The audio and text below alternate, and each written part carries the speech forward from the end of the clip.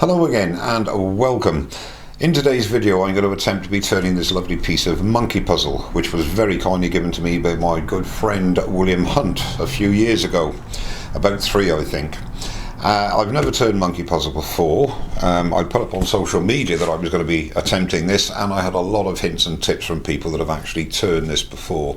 Two main concerns really are the amount of punkiness in the wood and also the instability of the pith.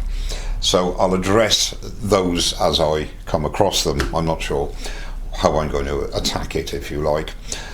Each of these of the branch wood knots have got a fairly hefty cracks in them at this stage.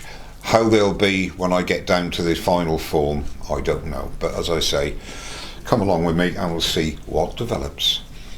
I've tried it before. I started videoing and I can get it up to 500 RPM, which is a really good rev for fairly decent cutting on a piece this size.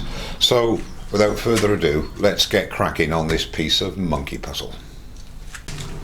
So I'm going to be starting off just trying to get a basic shape.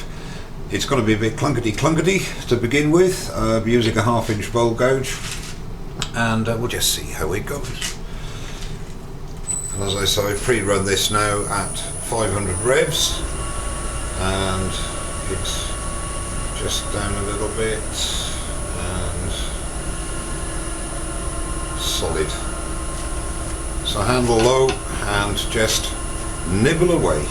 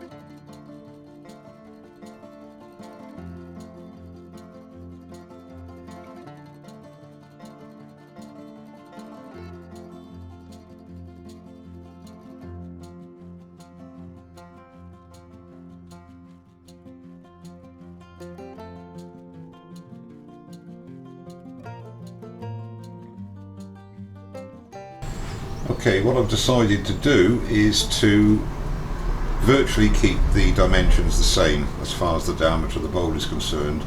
Now when I'm hollowing the inside out, I'm obviously going to create some voids, or holes actually, where these indents go down deeper.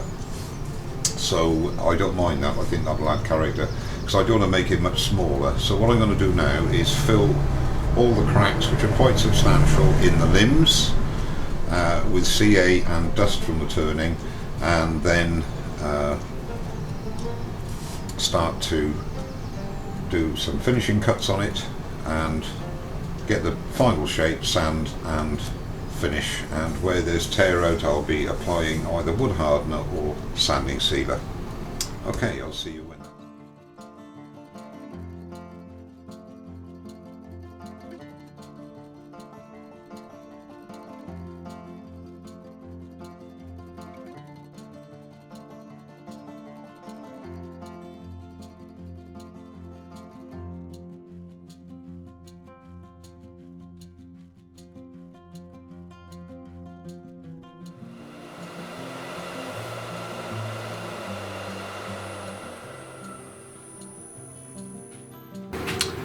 And there's the outside finished. 2 coats of sanding sealer, Yorkshire grit and a couple of coats of Hampshire sheen high gloss. So that's the outside. Now we turn away the inside, and I'm sure we're going to have a couple of holes in it, but that will just add to the character.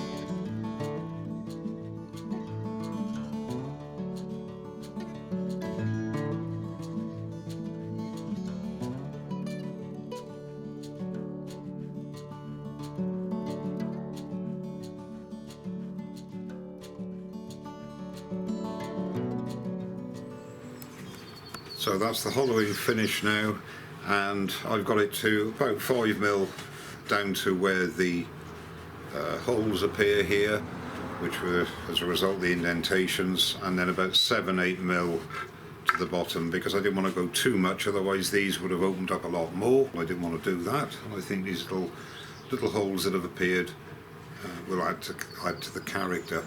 So what remains for me to do now is to sand up the inside, and the knots will make a nice feature on the inside as well.